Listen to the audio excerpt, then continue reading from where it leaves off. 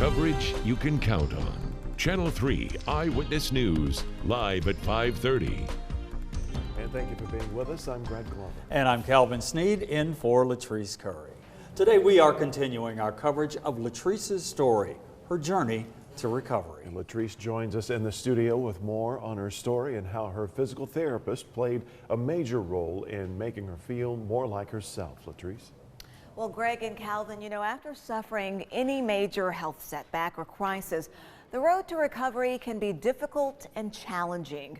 And after leaving ICU, I still had my work cut out for me. And that's where rehab comes in. It was this crucial step that helped me get back to work and get my life back.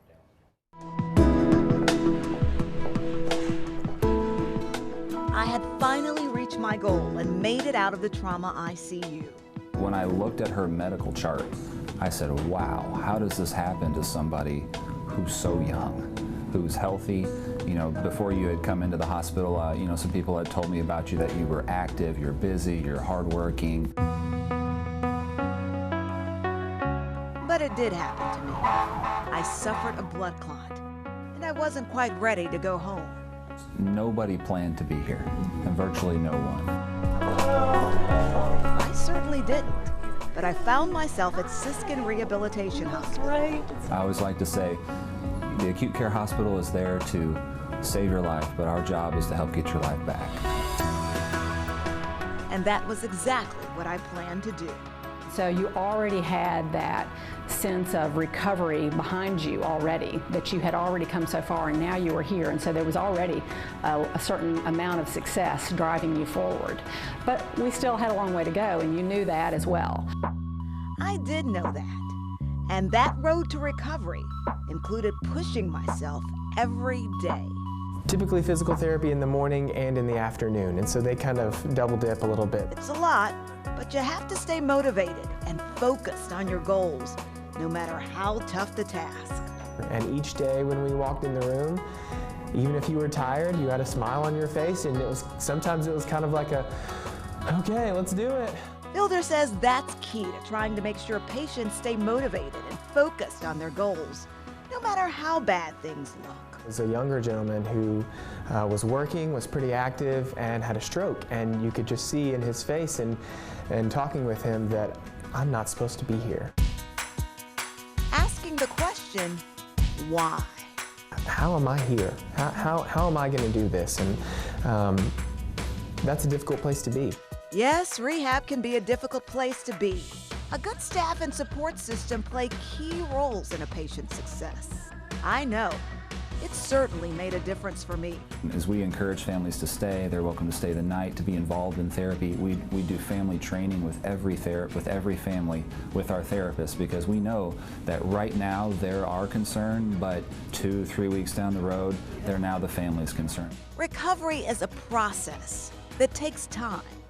You have to celebrate the victories, both big and small. It was every day seeing little gains. A lot of times it's harder to measure, but with you it was very nice because every day we could say, we walked further today, we did more of this today. And a little bit more each day continue to add up to a lot. You believe that I am getting better and I will continue to get better. And it really is, Greg. The mental part is just as important as the physical part. They say that's the difference in a lot of people's recovery, is that you really do have to stay positive. You have to stay focused on your goals. And each and every day I would tell myself, I'm going home.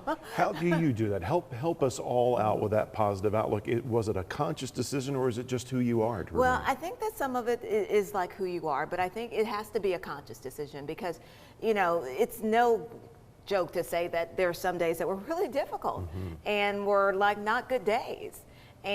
But those days I would still have to say, that's okay. And my thing is, I remember I had like this calendar and I had all these like little motivational things in my room.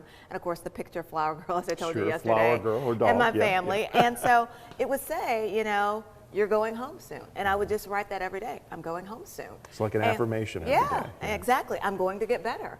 And so you have to tell yourself that.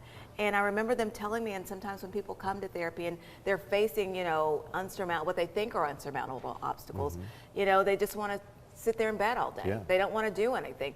And then that's where, you know, you have to have that mental fortitude as well too. So that's so important. And don't diminish the physical though. I'm a relatively healthy person. It's Yeah. all I can do to get to the gym a And- few times a week. You're going twice a day in your condition. Right, and I think that that's really important. And we're going to talk about that later this week too, because that's one of the things that the doctors have said, that in addition to the miracle, it's the fact that you were in such good shape. And more than one of the doctors said that they were like, that was one of the things when they first noticed, because after undergoing all my body had undergone, they were like, you were still able to, you know, obey commands and do things like that, that we didn't think you were able to do.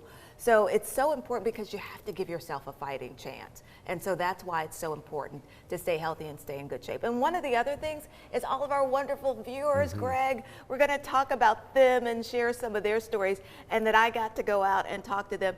This is the wonderful students at Silverdale. They were just so sweet. And then just all the cards and the sweet messages that they wrote. So we're going to go, and I made a surprise visit to some of our viewers who sent me some cards and who kept lifting my spirits. And a lot of times what was so sweet is they told me, like, they didn't just send me one card, they would send me like one every other week almost, some of these. So it was really great. And so I just wanted to say thank you to them. And we're going to spotlight some of those viewers, because we do have the greatest viewers in the Tennessee You're part Valley. of their family as much as you're a part Yes, of they- ours, as much as you're a part of your own. Yeah. Yeah, So- welcome back. LaTrice, we look forward to your story tomorrow. Okay. Stay with us. We'll be back with more news.